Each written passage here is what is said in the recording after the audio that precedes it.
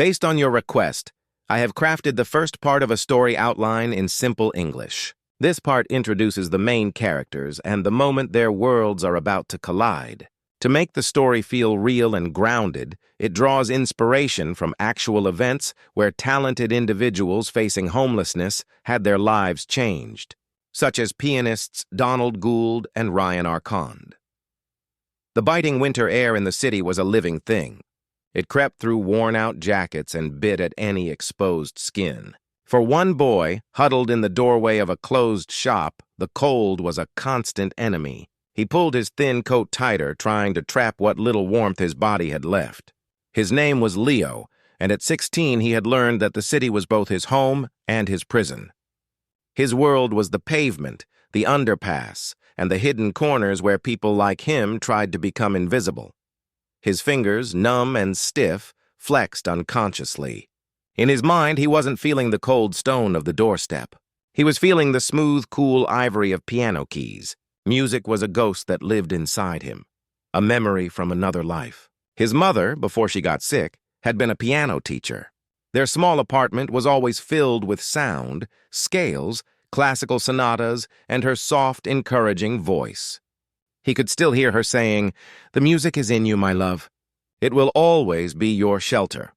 Now the only shelter he had was this doorway. He hadn't touched a piano in over a year, not since the foster system could no longer hold him, and the streets became his only option. The memory of the music was both a comfort and an ache. Just a few blocks away, in a part of the city where the windows were always clean and the streets were swept twice a day, a different kind of chill existed. Arthur Pembroke sat in the back of a silent, luxurious car, staring out at the rain. At 70, he had built an empire from nothing. His name was on buildings, and his decisions moved millions of dollars. People called him a billionaire, a visionary, a titan of industry. But in that moment, he felt like a tired old man. The board meeting he was returning from had been a victory, another company acquired, but the thrill was gone. It felt empty. The heated leather seats and the partition separating him from his driver created a perfect, quiet cage of isolation. He was returning to a penthouse that was more like a museum than a home, filled with expensive things but devoid of life. He felt a hollow space inside him that all his success and money had never been able to fill. "Stop the car here, please," Arthur said suddenly. The driver, surprised, pulled over near a small, grimy underpass. Arthur needed a moment to walk, to feel the real world, even this damp and unpleasant part of it. He stepped out, his expensive shoes immediately meeting the wet pavement. He pulled his overcoat tight, a shield against the elements and the environment. As he walked, his eyes passed over the people in the underpass without really seeing them. They were part of the city's scenery, like the trash cans and the flickering streetlights. But then he saw the boy. Leo was sitting against a wall, his head bowed, trying to stay dry.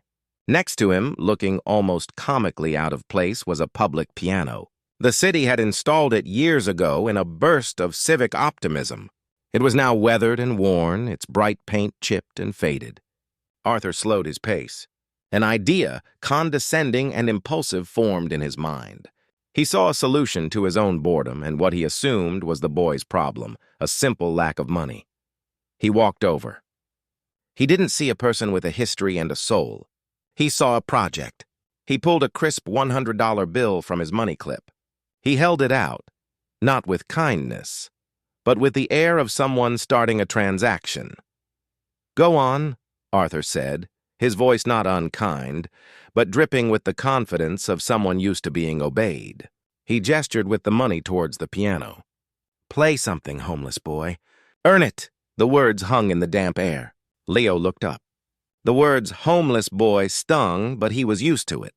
He looked at the money, then at the man's well-fed face and expensive coat. He saw not malice, but a profound disconnect. This man thought everything had a price, even a song. The $100 felt like an insult to the memory of his mother's music, to the sacred things she had taught him. For a long moment he considered staying silent, letting the man walk away. But then something in him rebelled. It wasn't anger that rose up, but a fierce, proud artistry. This man wanted a performance? He would get one. But it wouldn't be for the money. Leo stood up, ignoring the outstretched bill. He walked slowly to the piano, his heart pounding. He ran his fingers gently over the chipped, out-of-tune keys. It had been so long. He closed his eyes, pushing away the cold, the hunger, and the man watching him. He searched for the ghost of his mother's music inside him. He found it. He took a deep breath and let his fingers fall. The man's words, "Play something, homeless boy," hung in the damp air. They were not meant to be cruel, but they landed with the weight of 1,000 judgments. For a long second, the boy just looked at the money in the man's hand. It was more cash than he had held in months. It meant a warm meal, a new blanket from the thrift store, maybe even a few nights in a cheap hostel away from the biting cold. But something inside him tightened. His mother's face, warm and kind, flashed in his mind. He remembered her hands, gently guiding his small fingers on the keys of their old, slightly out-of-tune, upright piano. "Music is not for showing off," she would whisper. "It is for telling the story when you have no words." This man with his clean coat and his money was asking him to perform a trick, like a dog begging for a treat. He wasn't asking for a story. Slowly, the boy stood up. His joints were stiff from the cold, but he ignored the ache. He didn't look at the man again. He didn't take the money. He simply walked the few steps to the public piano. It was a sad-looking thing, its cheerful paint chipped and scarred by the weather and rough use. He let his fingertips, rough and dirty, brush against the keys. They felt foreign and familiar all at once. It had been over a year since he had last touched a piano. The memory was a physical pain in his chest. He closed his eyes. The sounds of the city, the distant traffic, the drip of water, the man's impatient sigh faded away. In the darkness behind his eyelids, he was a child again, safe in their small living room. The scent of his mother's perfume mixed with the smell of old wood and dust. He could feel the weight of her belief in him, a warm, solid thing. He didn't decide what to play. His hands decided for him. They settled into a position, trembling slightly. He took a deep, shaky breath and let it out slowly. And then he began. The first notes were soft, hesitant. It was a simple, sad melody that seemed to question the silence. The man Arthur almost turned to leave. This was what he expected, a clumsy, amateurish sound. But he didn't leave. Something in the boy's posture, the intense focus on his face, held him there. Then the music changed.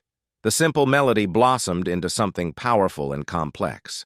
The boy's fingers, which had seemed frail and weak moments before, now flew across the keyboard with a strength and certainty that was breathtaking. The music swelled, filling the grimy underpass. It was not just notes being played. It was a storm of emotion being unleashed. It was a story of a warm home lost, of laughter that had been silenced, of long, cold nights and gnawing hunger. It was the sound of grief, raw and honest. It was the sound of love, remembered and cherished. The out-of-tune piano didn't matter. In fact, its slight rasp gave the music a rough, real quality that a perfect concert grand could never have. This wasn't a performance in a fancy hall. This was a soul speaking in the only language it had left. Arthur Pembroke stood utterly still. The condescending smile had vanished from his face long ago. His mouth was slightly open. His brain, so sharp and logical, struggled to process what was happening. The disconnect was too vast. The disheveled, homeless boy in front of him was creating this masterpiece. He looked at the dirty jacket, the worn-out shoes, and then listened to the river of sound pouring from the piano. It didn't make sense. He was a man who assessed value for a living. He looked at companies and saw their worth in numbers and assets. Looking at this boy, he had seen no value. He had seen a problem to be solved with a $100 bill. But now he was hearing a value he could not calculate. He was hearing a human spirit of immense depth and talent, a spirit that had been overlooked and discarded by the world. He was not a particularly emotional man. He had built his life on being tough, on making hard decisions without sentiment. But as the music washed over him, a passionate, sorrowful piece by Chopin he vaguely recognized, he felt a strange tightness in his throat. He saw the boy's face, lost in the music, eyes still tightly shut, and for the first time, he didn't see a homeless boy. He saw a musician, an artist, a young man carrying a pain so deep he could only express it through his fingers. The music built to a furious, passionate climax, a tempest of sound that seemed to shake the very air, and then fell away to a few final, heartbreakingly soft notes. The last note hung in the air for a moment, and then there was silence. It was a silence louder than any traffic, any city noise. It was a respectful, awed silence. The boy slowly lowered his hands to his lap. His shoulders slumped, the energy and fire of the performance gone, leaving only the tired young man underneath. He kept his head down, suddenly aware again of the cold, the damp, and the man standing behind him.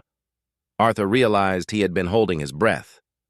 He let it out in a long, slow stream. The $100 bill felt stupid and insulting in his hand. He quietly put it back in his pocket.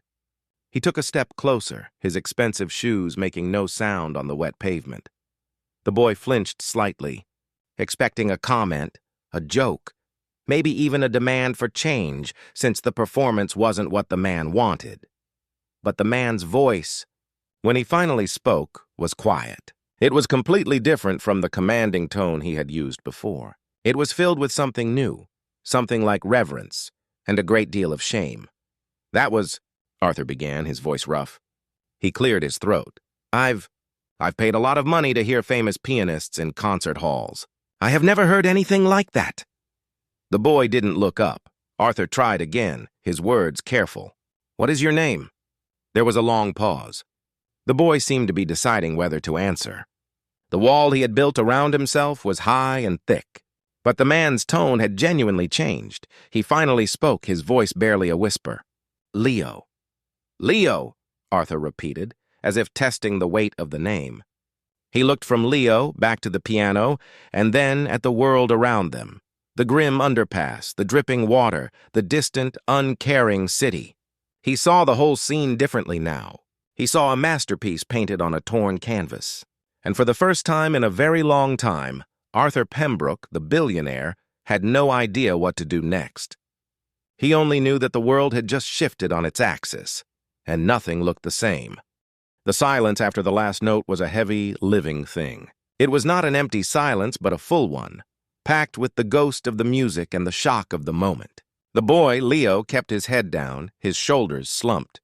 The energy that had flowed through him was gone, leaving behind a deep exhaustion. He waited for the man to speak, to say something about the money, or to just walk away now that the show was over. The man, Arthur, did not walk away. The commanding tone he had used before was completely gone. When he finally spoke, his voice was quiet, almost hesitant. "That was," he began, then stopped, as if searching for a word big enough. I've paid a lot of money to hear famous pianists in concert halls. I have never heard anything like that." Leo didn't respond. He just stared at his own dirty shoes, feeling exposed and vulnerable. He had shown this stranger a piece of his soul, and now he felt the cold more sharply than before. Arthur took a slow step closer, careful not to startle him. "What is your name?" There was a long pause. The boy wrestled with the question. Giving his name felt like giving away a piece of the little he had left. But the man's voice held no mockery now, only a genuine, bewildered respect. "Leo," he finally whispered, the word barely audible. "Leo," Arthur repeated, as if testing the weight and feel of the name. He looked from the boy's tired face to the worn-out piano, and then at their surroundings. The grimy underpass, which moments ago had been just a dirty shortcut, now felt like a sacred hall. He saw the empty food wrappers not as litter, but as evidence of a struggle. He saw the damp stains on the walls not as decay, but as a backdrop to an incredible act of courage. His entire perspective was shifting, and it was an uncomfortable feeling. He had come here to clear his head, to escape the sterile world of his office.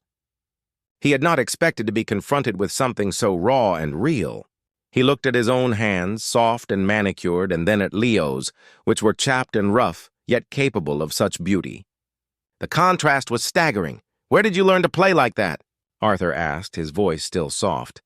Leo shrugged, a defensive gesture. "My mother," he said shortly, the words cutting off any further questions. The pain in that simple statement was so clear that Arthur felt a pang of sympathy, an emotion he usually kept locked away, An idea, vague and half-formed, began to stir in Arthur's mind. It wasn't a business plan or a calculated investment. It was something else, something driven by a feeling he couldn't name. It was a mix of guilt, awe, and a sudden, powerful desire to fix something that was clearly broken. "This is no place for you," Arthur said, more to himself than to Leo. He looked around again, the reality of Leo's situation sinking in. "Not with what you have inside you." Leo finally looked up, meeting the man's gaze. His eyes were wary. He had heard empty promises before. "It's the only place there is," he said, his voice flat. Arthur shook his head, a new determination settling on his face. The initial shock was wearing off, replaced by a clear, focused intent. He was a man of action. When he saw a problem, his instinct was to solve it. And he had just identified a problem of catastrophic proportions. This immense talent, wasting away in the cold. "Come with me," Arthur said. It wasn't a command this time. It was an offer, but one spoken with the certainty of a man who was used to being obeyed. Leo's eyes widened. Fear and a flicker of desperate hope fought within them. "Where? Why?" "To get a hot meal for a start," Arthur said, his tone becoming more practical. It was a concrete thing, something he could do right now. "And to talk. Just to talk. You have a gift, son. A gift like that shouldn't be left out here to die." The word son hung in the air. It was a word Leo hadn't heard in a long time, and it landed with a strange mix of warmth and pain. He was terrified. This could be a trick. This man could want anything from him. But the memory of the music was still fresh, and the man's eyes, which had been so dismissive before, now held a look of sincere amazement. And the offer of a hot meal was a powerful lure. His stomach ached with a constant, dull hunger. He looked at the piano, his only confidant for the last year. He looked at the damp spot on the wall where he usually slept. Then he looked at the man, waiting patiently in his fine coat. Every instinct for survival told him to say no, to stay in the dangerous world he knew rather than risk the unknown. But another part of him, the part that still remembered his mother's love and the joy of making music, was tired of being afraid. Slowly, stiffly, he nodded. "Okay," he whispered. He gathered his few possessions, a tattered backpack with an extra shirt and a worn-out blanket. He stood up, his legs feeling weak. Arthur gestured for him to walk alongside him. As they stepped out of the underpass and onto the main sidewalk, the city lights seemed too bright, the sounds too loud. Leo felt incredibly small and out of place walking next to this powerful, well-dressed man. People stared as they passed, their faces showing confusion at the unlikely pair. Arthur pulled out his phone and spoke quietly into it. "The car, please! Now!" Within a minute, the same silent, luxurious car that had dropped Arthur off earlier pulled up to the curb. The driver got out, his face a perfect mask of professionalism, though his eyes flickered with surprise for just a second when he saw Leo. Arthur opened the back door. "Get in." Leo hesitated, looking at the pristine interior, the clean leather seats. He was acutely aware of his dirty clothes and his unwashed smell. "It's all right," Arthur said, his voice surprisingly gentle. "Just get in." Taking a deep breath, Leo climbed into the car, sitting as close to the door as possible, trying to take up as little space as he could. Arthur got in on the other side. The door closed with a soft, solid thud, sealing them in a quiet, warm world that smelled of polish and wealth. The driver returned to his seat, and the car pulled smoothly away from the curb. Leo watched through the tinted window as his old life, the underpass, the piano, the cold, hard pavement, disappeared from view. He had no idea where he was going or what this man really wanted from him. He was scared, more scared than he had been on the streets. But as the warm air from the vents washed over him and the city lights blurred into streaks of gold, he allowed himself, for the first time in years, a tiny, fragile sliver of hope. The inside of the car was so quiet Leo could hear the faint hum of the engine and the sound of his own heart beating. The seats were softer than any bed he had slept in for years.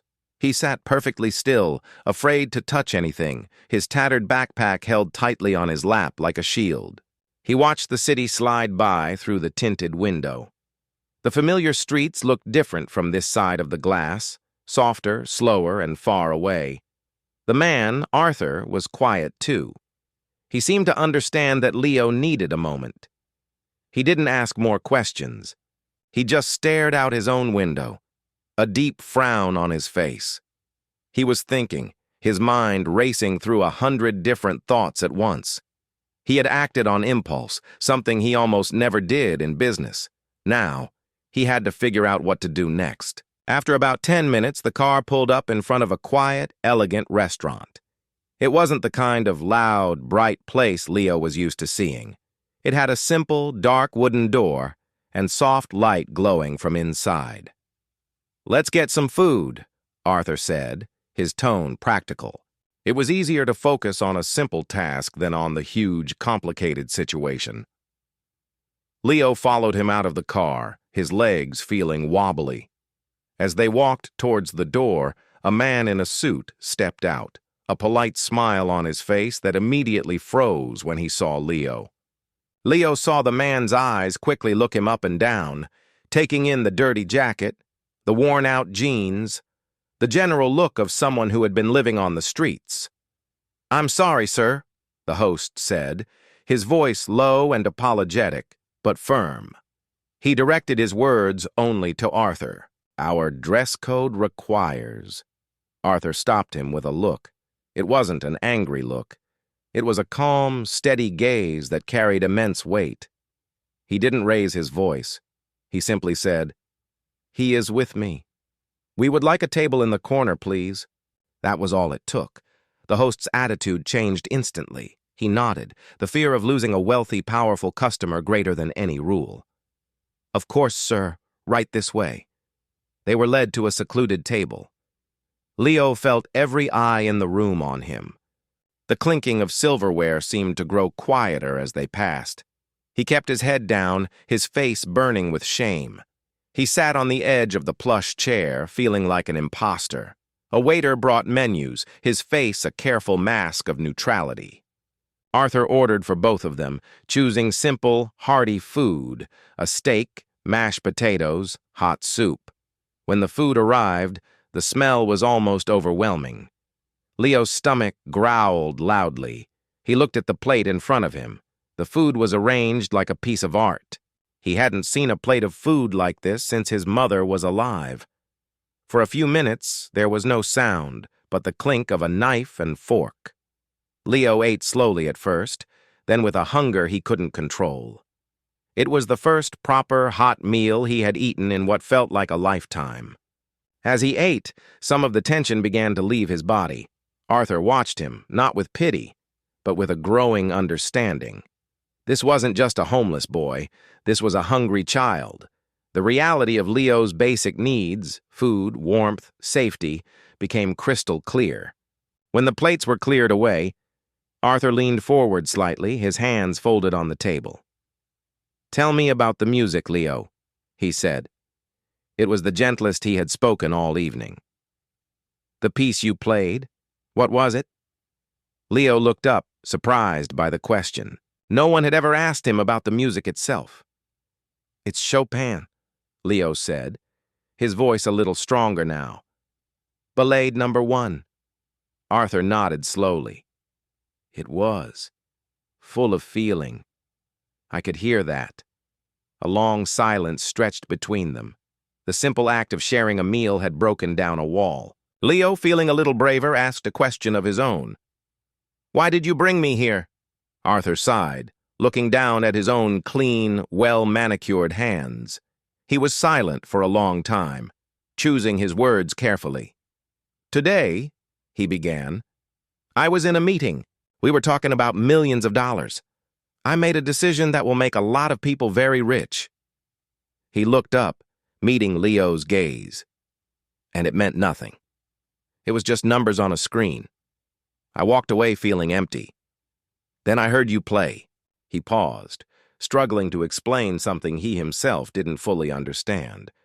You played from a place of real feeling, of real life, pain, loss, memory.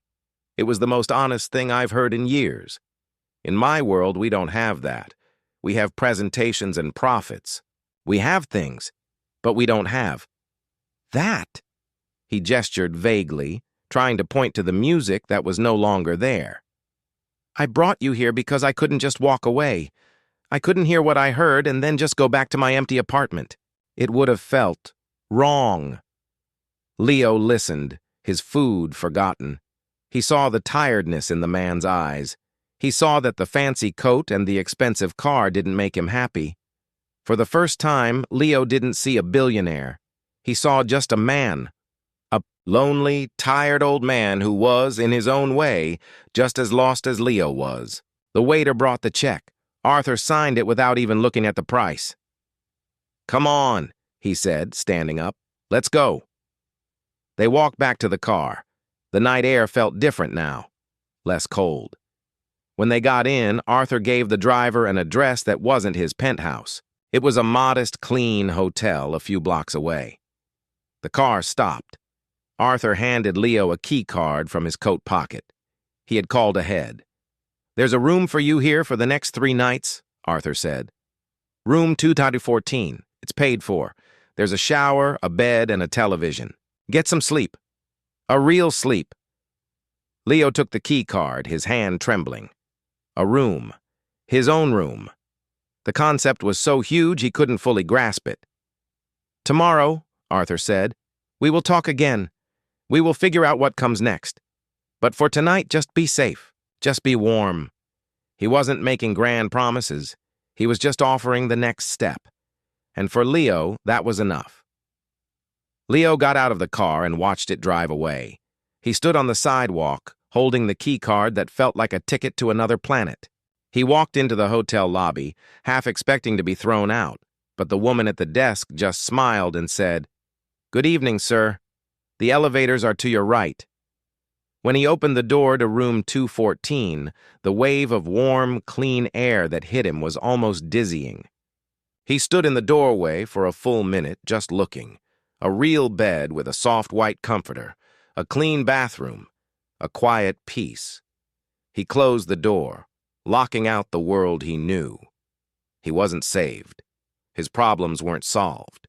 But for the first night in over a year, he was not cold, he was not hungry, and he was not afraid. He was simply a boy in a quiet room, holding on to a fragile new hope, and the memory of a song that had changed everything.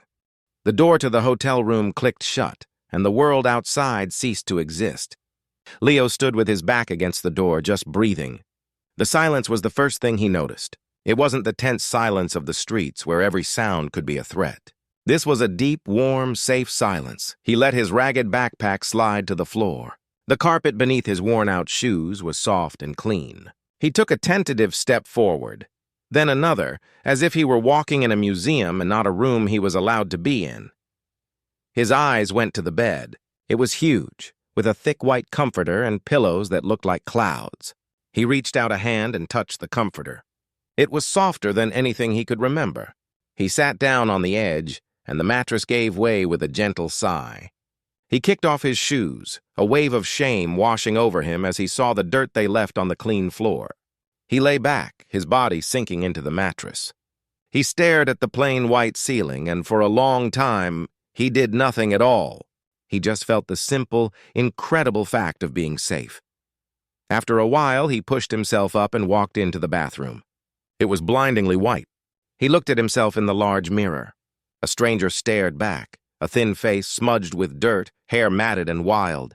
He looked like a creature from the world he had just left behind. He turned on the faucet, flinching at the sudden rush of water. He cupped his hands under the stream. It was hot. He splashed it on his face, again and again, watching the dirty water swirl down the drain. He found a small wrapped soap and a shampoo bottle. He stepped into the shower stall and turned the knob. A torrent of hot water cascaded over him. It stung his skin, which was used to the cold.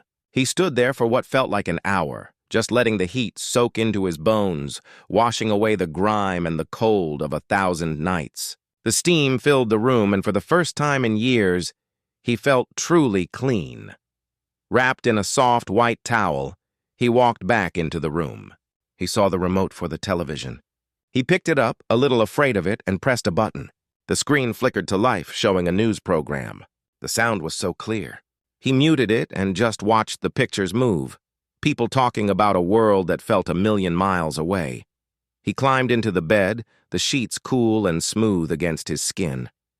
He pulled the comforter up to his chin and lay in the dark, listening to the quiet hum of the air conditioner. His mind should have been racing, but it wasn't. A deep, heavy exhaustion took over. His eyes closed, and for the first time in living memory, he fell into a deep, dreamless sleep without fear. The next morning, the sun came through the window, warming his face. He woke up confused, for a moment not knowing where he was. The softness of the bed, the quiet, the clean smell, it was all so strange. Then he remembered. The man, the piano, the meal, the key card. He got up and put on his old clothes, which now felt stiff and dirty against his clean skin. He didn't know what to do. Was he supposed to leave? Was the man coming back? He sat on the edge of the bed and waited. A soft knock came at the door around 9 o'clock. He opened it cautiously. It was Arthur. He looked different in the morning light, older perhaps, but less severe. He was holding a large paper bag and a cup holder with 2 steaming drinks. "I thought you might be hungry," Arthur said, stepping inside. He placed the bag on the small table. It was filled with breakfast pastries, fruit, and a container of orange juice. He handed one of the coffees to Leo. "I didn't know how you take it, so it's black." They sat and ate in a comfortable silence. The food was sweet and fresh. Leo drank the coffee, its bitter warmth feeling grown up and comforting. "We need to talk about what happens now," Arthur said, wiping his fingers on a napkin. "The room is paid for 2 more nights. But that is not a solution. It is just a pause." Leo nodded, his heart starting to beat a little faster. This was the moment where the dream could end. "I am not going to adopt you," Arthur said, his tone very direct and practical. "That would not be right for either of us.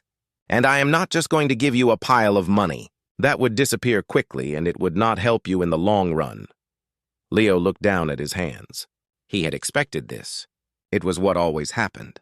"But," Arthur continued, leaning forward, "I believe you have a gift that is too important to waste. I believe in investing in valuable things, and you, Leo, are valuable." He pulled a small, simple notebook from his inside pocket. "So I have a proposal. A plan. Think of it as a business deal, but for your future." Leo looked up, intrigued. A business deal felt more real, more honest than empty charity. "First," Arthur said, holding up a finger, "we find you a proper place to live. A small, safe apartment, not a hotel. I will pay the rent for 6 months. That is your base, your shelter. Second, a second finger. We get you back into school, or into a music program.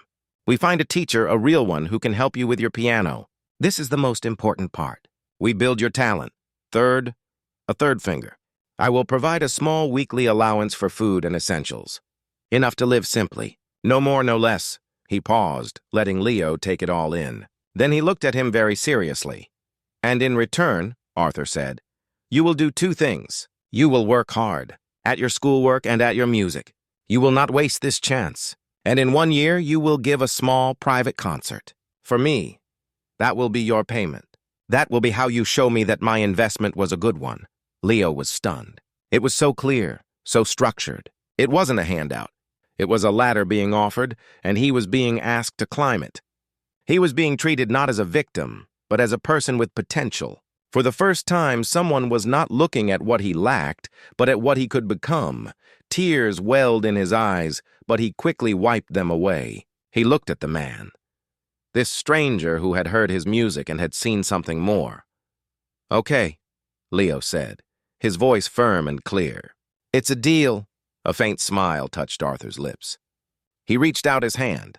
Leo took it, and they shook. It was the most important handshake of Leo's life. It wasn't the end of his struggles. It was the hard, real beginning of his future. He had a roof, a plan, and a purpose. The music that had been his shelter was now becoming his path. The agreement in the hotel room was not a magic wand. The next few weeks were some of the hardest of Leo's life. It was a different kind of struggle. Before, his battle was for survival, for food, for warmth, for safety. Now his battle was with himself.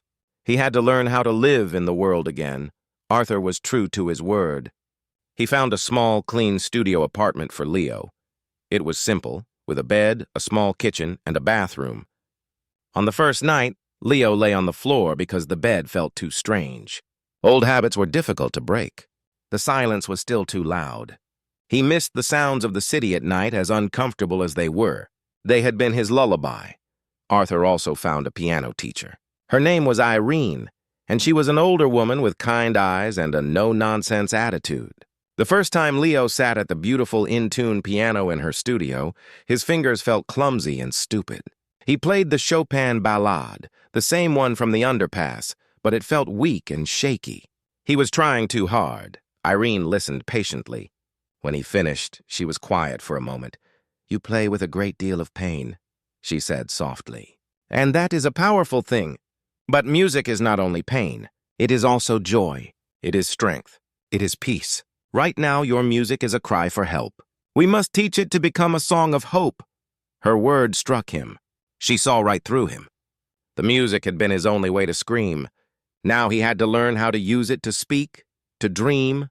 The lessons were difficult. Irene was patient but firm. She made him play scales for hours, rebuilding the foundation he had let crumble. She introduced him to new pieces, some joyful, some thoughtful, some fiercely powerful. He struggled.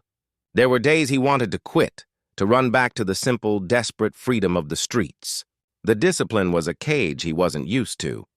Arthur checked in on him, but he was not a father figure. He was more like a stern, distant boss. He would visit once a week, sitting in the small apartment and asking simple, direct questions. "Is the teacher working out? Are you keeping up with your studies? Do you have what you need?" The conversations were short and practical, but Leo could see that Arthur was watching him, assessing him. He felt the weight of the man's investment. He could not fail. Months passed. The seasons changed outside his window. Slowly, something inside Leo began to change too. The regular meals, the safe sleep, the hot showers, these basic things started to heal his body. And the music began to heal his spirit. The scales were no longer a chore. They became a meditation. The new pieces were no longer a struggle. They became a conversation. He started to practice not because he had to, but because he wanted to. The joy his teacher had spoken of began to flicker to life. He discovered a piece by Beethoven that was so powerful and triumphant, it made his heart soar. He found a gentle piece by Debussy that sounded like sunlight on water. He was no longer just playing the notes. He was living inside the music. The 1-year mark was approaching. Arthur reminded him of the concert. It was to be held in a small, private hall that Arthur had rented for the evening.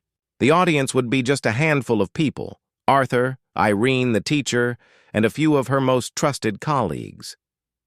The day of the concert, Leo felt a nervousness he had never known. On the streets, he had nothing to lose. Here, he had everything to lose. He put on the new suit Arthur had bought for him. It felt strange and stiff. He looked at himself in the mirror and saw a young man he barely recognized. That evening, he walked onto the small stage. The lights were bright, and he could just make out the small group of people sitting in the shadows. His heart was pounding. He saw Arthur sitting straight in his chair, his face unreadable. Leo sat at the grand piano. It was a beautiful, black, gleaming instrument. For a moment, his mind flashed back to the chipped, out-of-tune public piano in the underpass. He remembered the cold, the hunger, the man tossing $100 bill. He closed his eyes. He took a deep breath. This was not for the money. This was not to earn anything. This was his payment. This was his proof. He began to play. He did not play the sad Chopin ballade. He played the triumphant Beethoven piece. His fingers flew across the keys, not with the fury of pain, but with the power of someone who had fought his way back from the edge. The music filled the hall, strong, confident, and full of light. He played a second piece, the gentle Debussy, and it was like a soft, peaceful sigh after a long storm. When he finished, the silence was electric. Then the small audience began to clap. It was not loud, but it was warm and sincere. He stood and bowed. Arthur walked up to the stage. He didn't smile, but his eyes were shining in a way Leo had never seen before. "You see?" Arthur said. his voice thick with an emotion he couldn't name. I was right. It was a very good investment, that was all he said. But for Leo, it was everything. The concert did not mark the end of the story. It was just the end of the beginning. Leo continued his studies. He worked harder than ever. A few years later, with Arthur's continued support, he earned a scholarship to a famous music school. He never forgot where he came from. Once he was older and established, he began to volunteer, teaching music to children who had nothing. He would often go to that same old underpass and look at the public piano. It was a reminder Arthur never became a warm, sentimental man. But he did change. He started to fund music programs in shelters for homeless youth. He found that investing in people, not just companies, gave him a satisfaction that no business deal ever could. Their story was not about a billionaire saving a homeless boy. It was about how a moment of unexpected beauty, born from desperation, could change two lives forever. It was about how one person's talent, when given a single solid chance, could find its way into the light, and in doing so, bring light to others. The music had been the key. It had been the cry for help, and it had become the song of a second chance.